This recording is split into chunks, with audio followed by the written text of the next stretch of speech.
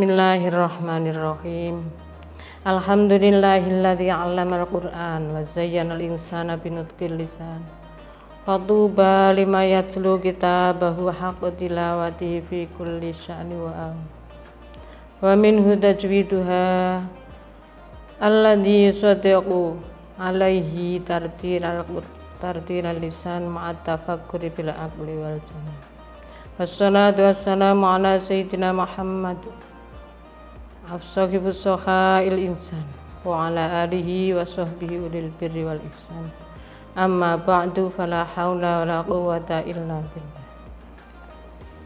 Segala puji bagi Allah Subhanahu wa ta'ala yang telah melimpahkan rahmat, taufik dan hidayahnya kepada kita, sehingga pada kesempatan yang mulia ini kita senantiasa berada dalam lindungannya. Sholawat serta salam Allah semoga senantiasa tercurahkan kepada baginda Nabi Muhammad SAW, Nabi yang telah memberikan jalan dan tuntunan agama Islam kepada kita. Semoga kita kelak menjadi umatnya yang berhak mendapat syafaat beliau di yaumil qiyamah. Amin. Kaum muslimin muslimat rahimakumullah. Banyak hal yang bisa kita lakukan dalam mengisi bulan yang penuh dengan barakah dan ampunan ini. Salah satu di antaranya adalah dengan membaca Al-Quran. Meskipun di bulan-bulan lain Ramadan kita telah membaca dan mengkajinya, tentunya dalam bulan Ramadan ini kita bisa lebih banyak meluangkan waktu untuk membacanya. Membaca Al-Quran merupakan ibadah yang paling utama yang bisa dilakukan oleh kita umat Nabi Muhammad SAW selain ibadah wajib. Nabi Muhammad SAW bersabda, "Afdalu ibadati ummati tilawatul Quran." Artinya, ibadah paling utama yang dilakukan umatku adalah membaca Al-Quran. Keutamaan tersebut terasa lebih istimewa dan bermakna. Keutamaan tersebut terasa lebih istimewa dan bermakna karena Al-Quran diturunkan oleh Allah pada bulan Ramadan, tepatnya pada tanggal 17 Ramadan, yang kemudian kita peringati sebagai peristiwa nuzulul Quran. Yang perlu diperhatikan dalam membaca Al-Quran adalah kewajiban kita menggunakan ilmu tajwid pada saat kita membacanya. Hal ini termasuk salah satu yang harus kita lakukan agar kelak nantinya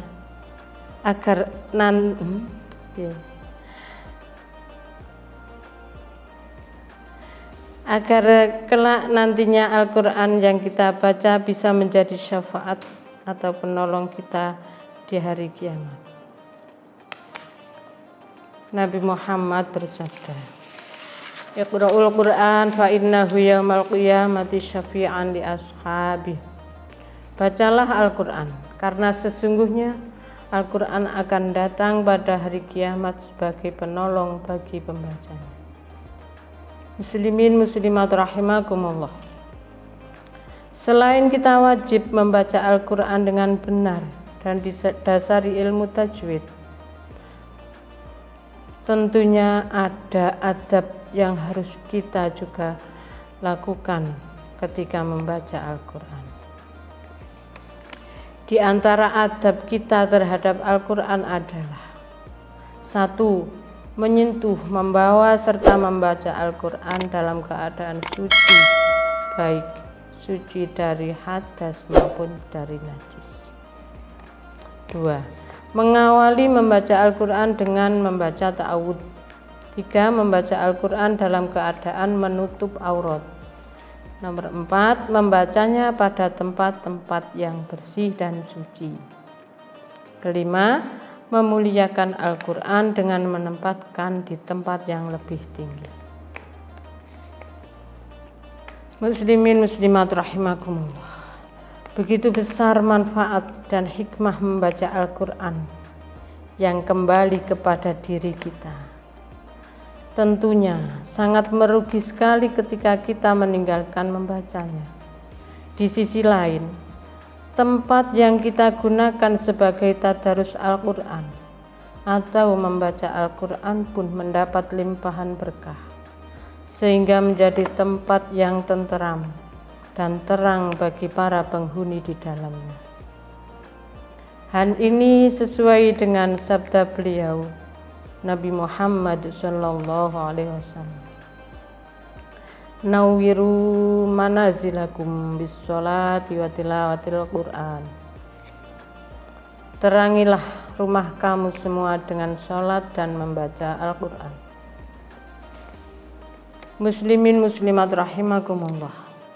Semoga kita senantiasa diberikan kekuatan dan kemudahan oleh Allah Subhanahu wa taala dalam membaca Al-Quran, yang sehingga Al-Quran mampu kita jadikan sebagai bacaan utama kita di dunia, sebagai penolong kita di hari kiamat, petunjuk jalan kita di akhirat, penghalang kita dari api neraka, serta sebagai pedoman kita menjalankan titah sebagai seorang hamba.